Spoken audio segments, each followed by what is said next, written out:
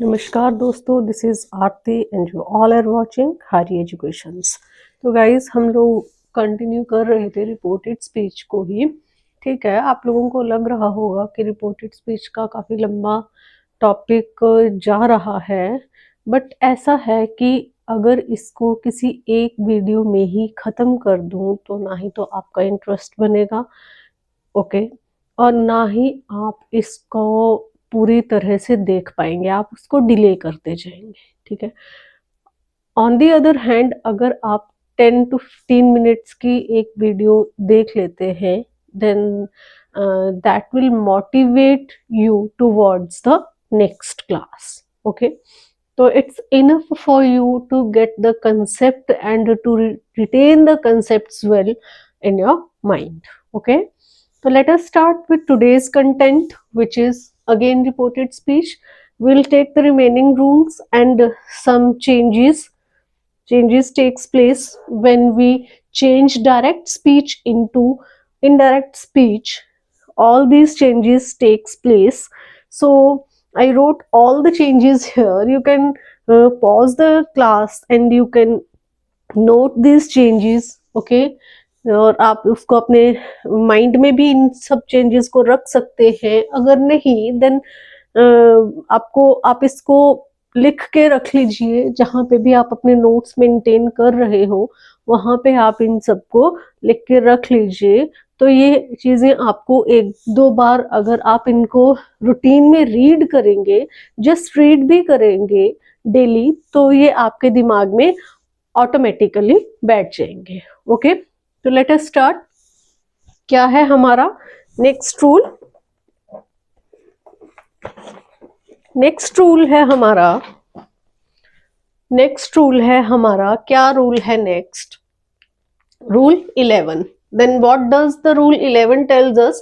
When two actions take place at the same time, जब दो actions मतलब reported speech के दौरान, इस वाली साइड में, ठीक है, रिपोर्टेड स्पीच के दौरान जब दो काम एक साथ हो रहे होते हैं, ठीक है, जब रिपोर्टेड स्पीच में आपको कोई ऐसा सेंटेंस मिले जिस सेंटेंस में एक साथ दो काम हो रहे हैं, ठीक है, तो आपको उस रिपोर्टेड स्पीच में कोई चेंज नहीं करना है। मतलब जब मैं आपको ये बोलती हूं then there will be no change, that means आपको टेंस चेंज नहीं करना है, tense will be remain the same.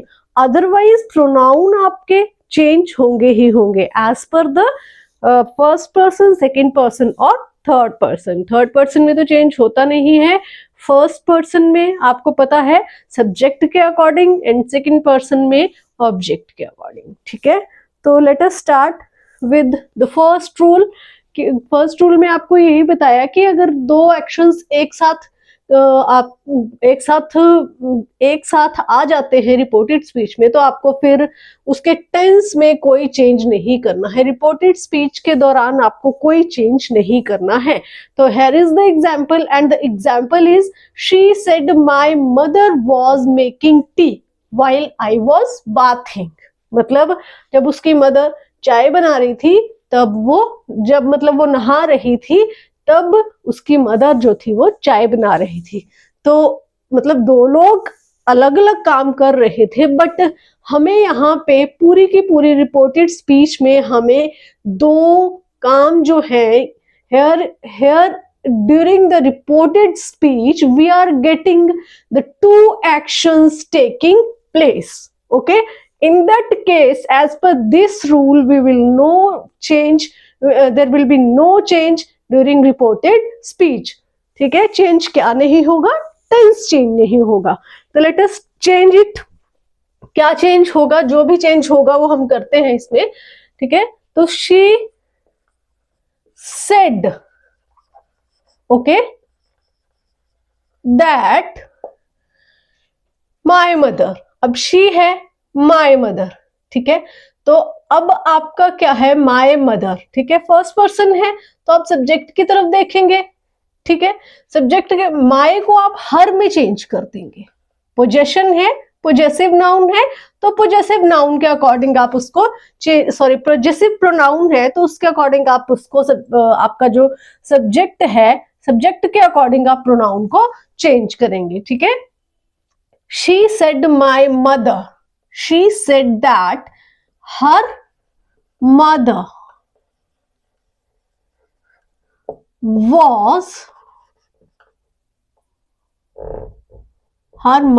was making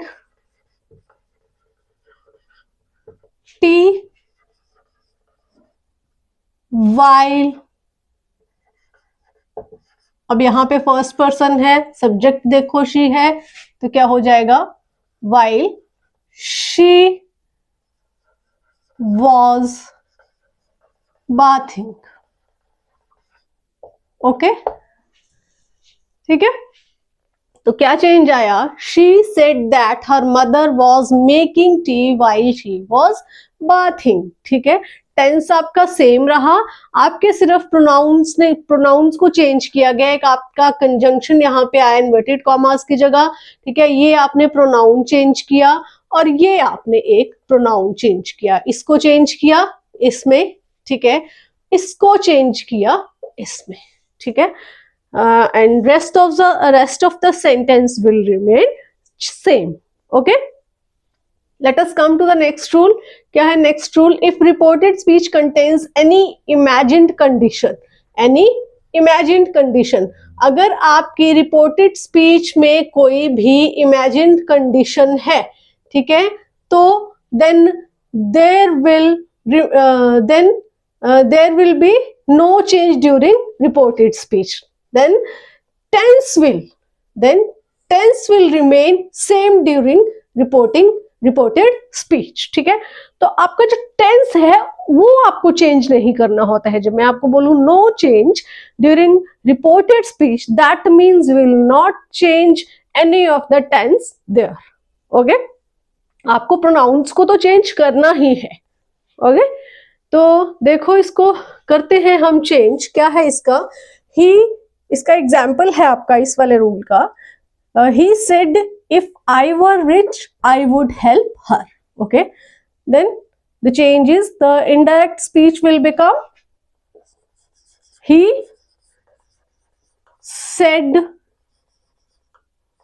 that, अब आई है और ये सब्जेक्ट है,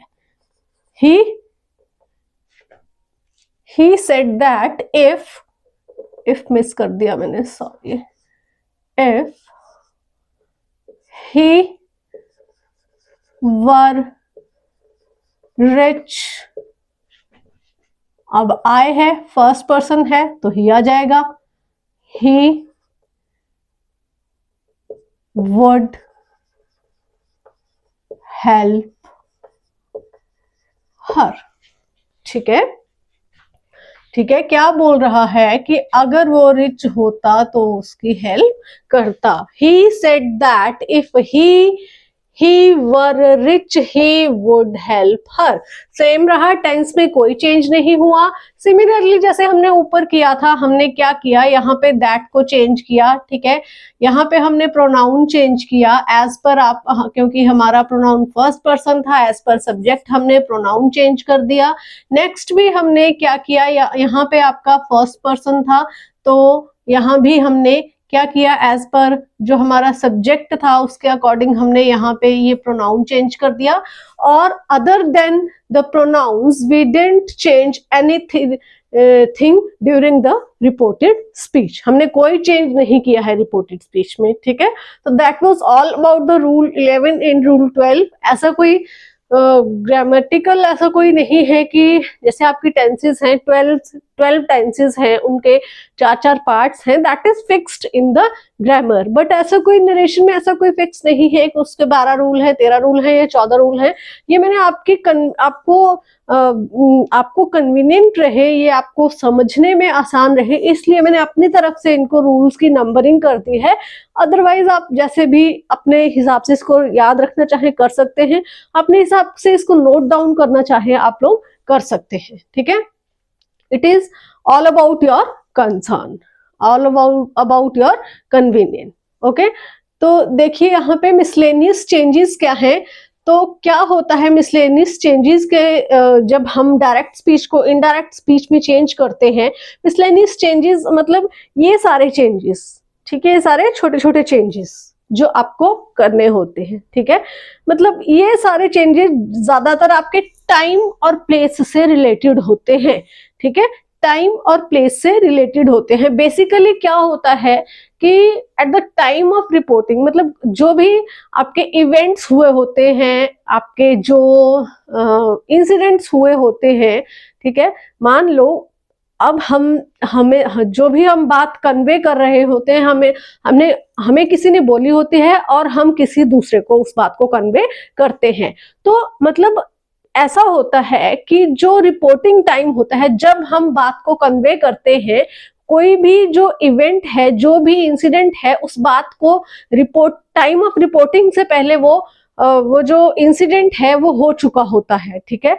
तो जब हमें हमारे पास बात पहुंची होती है, तब नियरनेस के रूप में पहुंची होती है। वो वर्ड्स जो होते हैं वो हमें नियरनेस दिखाते हैं, ठीक है, क्योंकि हमने काफी टाइम के बाद उस बात को दूसरे बंदे के पास पहुंचाना होता है। तो हम उस नियरनेस को हम डिस्टेंट बताने के लिए हम लोग इन वर्ड्स को इन वर्ड्स में चेंज कर देते हैं। That's it, okay. अब वही जो बात मैंने आपको वर्बली बताई है वही मैंने यहाँ पे लिखी है, ठीक है। समटाइम्स हर किसी को इंग्लिश टू इंग्लिश अंडरस्टैंडिंग में दिक्कत होती है। इन दैट केस मैंने आपको कंसेप्ट जो है थोड़ा सा हिंदी में इलेबोरेट कर दिया है। Now let us come to the concept in English.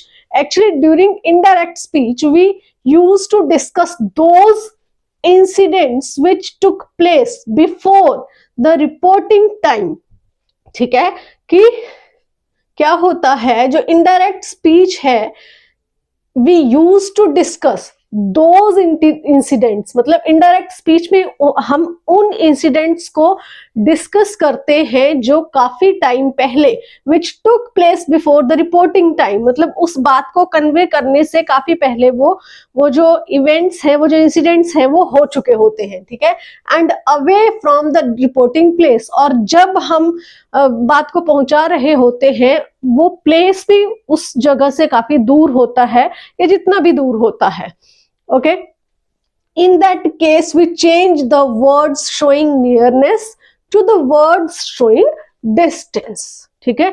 Nearness show करने वाले वर्ड्स को हमने डिस्टेंस शो करने वाले वर्ड्स में चेंज कर देना होता है।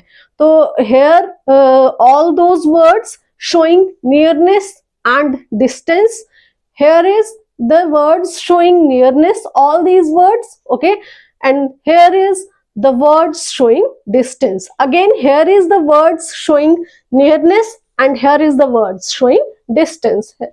Here को there में change करेंगे, now, then, this, that, these, those, today, that day, tonight, that night, okay, yesterday, the previous day. Read कर देती हूँ, समटाइम्स हो सकता है कि आपको पढ़ा ना जाए, इसलिए मैं रीड कर रही हूँ।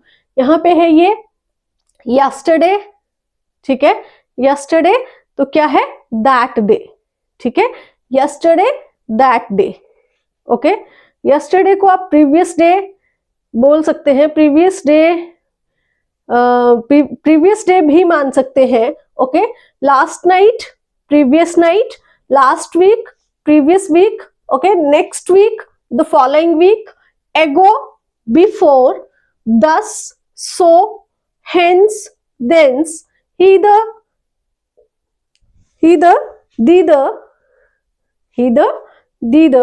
come, go, ठीक है। तो आप इसको सुन लीजिएगा।